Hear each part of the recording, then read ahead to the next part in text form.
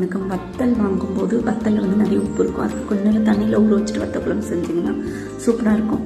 அப்புறம் கூழ் வந்து ராகி மாவு அந்த மாதிரி தான் செய்வோம். இது வந்து சத்து மாவு நல்லா வறுத்துட்டு தேவையான அளவு தண்ணி விட்டு அந்த மாவு போட்டு கூழ் மாதிரி கரைச்சிட்டு தயிர் இதில் போட்டு வெங்காயமும் போட்டு ஒரு 1/2 அன் ஹவர் ஊற வச்சதுக்கப்புறம் குடிச்சிங்கன்னா சூப்பரான கூழ் வந்து ரெடி ஆகிரும்.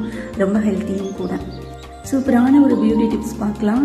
கிளென்சிங் அப்படிங்கிறது ரொம்ப மஸ்ட்டு.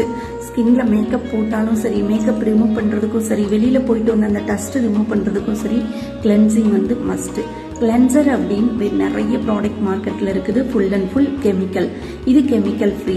வெறும் மில்க், காய வைக்காத பால், காட்டனில் டிப் பண்ணி ஃபேஸில் அப்ளை பண்ணி நார்மல் வாட்டரில் ஃபேஸ் வாஷ் பண்ணிட்டீங்க அப்படின்னா சூப்பரான ஒரு கிளென்சிங் நம்மளுக்கு வீட்டிலையே எந்த ஒரு கெமிக்கல் இல்லாமல் யூஸ் பண்ணிடலாம். இந்த மாதிரி வீடியோ இனிமேல் நிறைய வரும். இந்த வீடியோ பிடிச்சிருந்தா லைக் அண்ட் கமெண்ட்.